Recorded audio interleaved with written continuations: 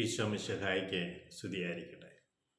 ഈശോ മിശിഹായിൽ സ്നേഹിക്കപ്പെടുന്ന മാതാപിതാക്കളെ, സഹോദരങ്ങളെ, ദൈവത്തിൻ്റെ അനന്തമായ സ്നേഹവും കൃപയും ഐക്യവും സൗഖ്യവും നമ്മുടെ ജീവിതത്തിൽ എപ്പോഴും നിറഞ്ഞു നിൽക്കട്ടെ എന്ന് പ്രാർത്ഥിക്കുന്നു. ദൈവത്തിൻ്റെ പദ്ധതി എല്ലാ മനുഷ്യരും സന്തോഷത്തോടെയും സമാധാനത്തോടെയും വസിക്കണമെന്നാണ്.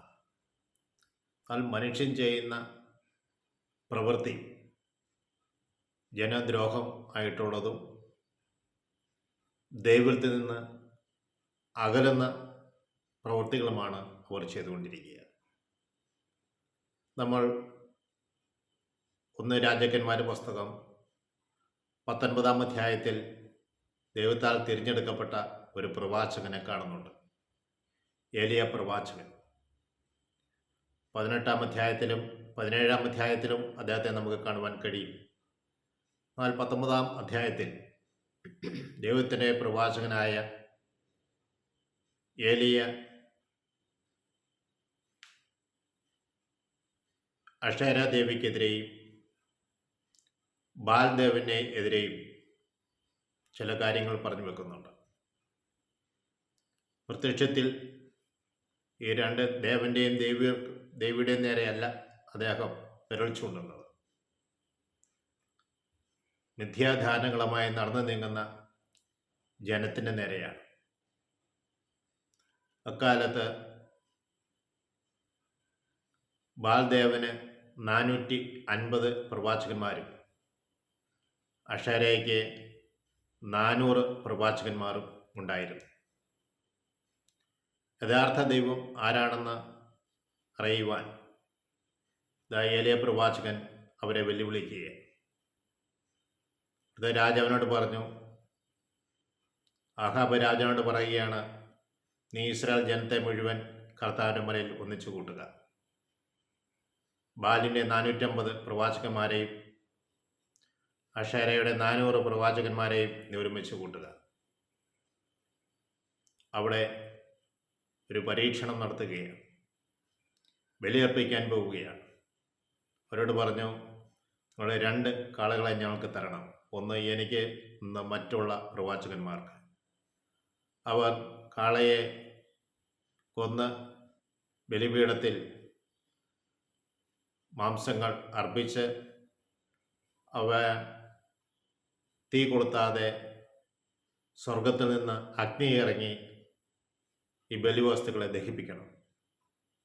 അങ്ങനെ സ്വർഗത്തിൽ നിന്ന് അഗ്നി ഇറങ്ങി ആരുടെ ബലി ദഹിക്കപ്പെടുന്നുവോ അതാണ് യഥാർത്ഥമായ ദൈവത്തിൻ്റെ പ്രവൃത്തി എന്ന് മനസ്സിലാക്കണം. അങ്ങനെ ബാലിൻ്റെയും അക്ഷരയുടെയും പ്രവാചകന്മാർ കാളയെ കൊന്നു ബലിപീഠമുണ്ടാക്കി അവയെ ബലിവസ്തു വെച്ചു. അവർ പ്രാർത്ഥിക്കുവാൻ തുടങ്ങി. പ്രഭാതം മുതൽ മധ്യാഹ്നം വരെയും അവരെ വിളിച്ചപേക്ഷിച്ചു. അവിടെ ദേവൻ പ്രത്യക്ഷപ്പെട്ടില്ല. എന്നാൽ ഏലിയ പറയുന്നുണ്ട്, ദേവനല്ലേ, ദിവ്യസ്വപ്നം കാണുകയായിരിക്കും, യാത്ര പോയതായിരിക്കും, ഉറക്കത്തിലായിരിക്കും, നിങ്ങൾ ഉച്ചത്തിൽ വിളിക്കുക. അവർ ഉച്ചത്തിൽ വിളിച്ചു, അവരെ ശരീരത്തെ മുറിവേൽപ്പിച്ചുകൊണ്ട് വിളിച്ചു. എന്നിട്ടും ദഹനം ബലിവസ്തുവിൽ അഗ്നി ഇറങ്ങിയില്ല. ഏലിയ കർത്താവിൻ്റെ ബലിപീഠത്തിന് കേടുപാടുകൾ പോക്കി. ബലിപീഠം റെഡിയായി. ഇസ്രായേലിൻ്റെ 12 മക്കൾ 12 ഗോത്രങ്ങളായി കാണുന്ന 12 കല്ലെടുത്ത് നാട്ടി അവൾ ബലിപീഠം പണിതു, വിറകുകളടുക്കി, അതിന് ബലിവസ്തു വെച്ചു.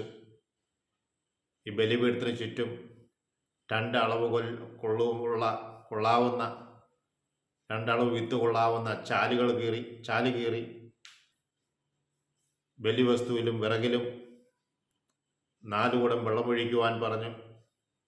അങ്ങനെ 4 പ്രാവശ്യം ചെയ്തു. എന്നാൽ ഏലിയ ദൈവത്തെ വിളിച്ച് പ്രാർത്ഥിക്കുന്നുണ്ട്, ഇത് നീ ചെയ്ത പ്രവൃത്തിയാണെന്ന് ജനം മനസ്സിലാക്കുവാൻ, യഥാർത്ഥ ദൈവന്മാരാണെന്ന് മനസ്സിലാക്കുവാൻ തക്കവിധം ദൈവം നീ അഗ്നി ഇറക്കി ബലിവസ്തുവിനെ ദഹിപ്പിക്കണമെന്ന് പറഞ്ഞപ്പോൾ സ്വർഗത്തിൽ നിന്ന് അഗ്നി ഇറങ്ങി ഏലിയായുടെ ബലിവസ്തു ദഹിപ്പിക്കുന്നുണ്ട്. പ്രിയ സഹോദരങ്ങളെ, ദൈവം തിരഞ്ഞെടുക്കപ്പെട്ട പ്രവാചകനിലൂടെ ദൈവം പ്രവർത്തിച്ചുകൊണ്ടിരിക്കുകയാണ്. ഈ കാലഘട്ടത്തിലും ദൈവം തിരഞ്ഞെടുക്കപ്പെട്ട പ്രവാചകന്മാരിലൂടെ ദൈവം വലിയ വലിയ കാര്യങ്ങൾ ചെയ്യുന്നുണ്ട്. പ്രിയ സഹോദരങ്ങളെ, ഏലിയ മറ്റുള്ളവരെ, വ്യാജ പ്രവാചകന്മാരെ കൊന്നുകളയുന്നു. ഇത് കേട്ട ജസബൽ അവൾ പറഞ്ഞു, നിന്റെ ജീവൻ ഞാൻ എടുക്കും. അവനിത് കേട്ട് പേടിച്ച് അവൻ ഓടുകയാണ്. അവൻ ഒരു ഗുഹയിൽ പോയി ഒളിച്ചിരിക്കുക. ദൈവം ഇതെല്ലാം കാണുന്നുണ്ട്. ദൈവം അവൻ്റെ അടുത്ത് വന്നിട്ട് ചോദിച്ചു, നീ ഇവിടെ എന്തെടുക്കുകയാണ്? നീ എന്ത് ചെയ്തുകൊണ്ടിരിക്കുന്നു? ഏലിയ പറയുന്നുണ്ട്, സൈന്യങ്ങളുടെ കർത്താവായ അങ്ങേപ്രതിയുള്ള തീഷ്ണതയാൽ ഞാൻ ജ്വലിക്കുകയാണ്. പ്രിയ സഹോദരങ്ങളെ, നമ്മുടെ പ്രവൃത്തികളെല്ലാം ദൈവഹിതം ഉള്ളതായി തീരണം. ദൈവത്തിന് ഇഷ്ടമനുസരിച്ച് നമ്മുടെ ജീവിതത്തെ ക്രമപ്പെടുത്തണം. എൻ്റെ വാക്കുകളല്ല, സൈന്യങ്ങളുടെ കർത്താവായ ദൈവത്തിൻ്റെ വാക്കുകളാണെന്ന് തിരിച്ചറിയണം. മറ്റുള്ളവരുടെ ഇഷ്ടമനുസരിച്ച് പ്രവചിക്കുകയല്ല വേണ്ടത്. ദൈവത്തിന് ഹിതമനുസരിച്ച് പ്രവചിക്കുവാൻ പ്രത്യേകമായി ശ്രദ്ധിക്കണം. തൻ്റെ ജീവൻ അപകടത്തിലാകുമ്പോഴും മറ്റൊന്നും പറയുന്നില്ല. ഇസ്രായേൽ ജനം പാപം ചെയ്തു പോയി. അതിൻ്റെ വേദനയാണ് ഏലിയ പ്രവാചകനുള്ളത്. അതെ, ഞാനടങ്ങുന്ന എൻ്റെ സമൂഹം ദൈവത്തിനെതിരെ നിലനിൽക്കുമ്പോൾ എൻ്റെ ഹൃദയത്തിൽ വേദന ഉണ്ടാകണം. ദൈവത്തെ പ്രതിയുള്ള തീഷ്ണത ഉണ്ടാകണം. എല്ലാ ആത്മാക്കളെയും നേടിയെടുക്കുവാനുള്ള ഒരു തീഷ്ണത. സ്നേഹമുള്ള ദൈവമക്കളെ, നമ്മൾക്ക് എലിയെ പോലെ തീഷ്ണമതിയായ ഒരു വ്യക്തിയായി മാറാം. അത് ദൈവത്തെ പ്രതിയുള്ള തീഷ്ണതയാകണം.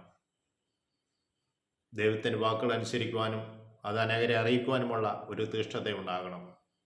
എൻ്റെ ജീവൻ അപകടത്തിലാണെങ്കിൽ തന്നെയും ദൈവത്തിൻ്റെ വാക്ക് കേട്ട് മുന്നോട്ട് പോകാൻ തയ്യാറാവുക. സ്നേഹമുള്ളവരെ, ദൈവത്തിൻ്റെ ശക്തമായ കരം നമ്മുടെ കൂടെ എപ്പോഴും ഉണ്ടായിരിക്കുവാൻ വേണ്ടി നമുക്ക് പ്രാർത്ഥിക്കാം. നമ്മുടെ ഒപ്പമായിരിക്കുന്ന ആശ്രയമാതാവിനോട് മധ്യസ്ഥം വഹിക്കാം. ഞങ്ങളെ ശ്രമിച്ചുകൊണ്ടിരിക്കുന്ന എല്ലാവരുടെ മേലും പരിശുദ്ധാത്മാവിൻ്റെ അഭിഷേകം വന്ന് നിറയട്ടെ. ആശ്രയമാതാവ് അവർക്കുവേണ്ടി പ്രത്യേകമായി മധ്യസ്ഥം വഹിക്കണമെന്ന് പ്രാർത്ഥിക്കുന്നു. പിതാവിനും പുത്രനും പരിശുദ്ധാത്മാവിനും സ്തുതി. ഈശോ മിശിഹായ്ക്ക് സ്തുതിയായിരിക്കും.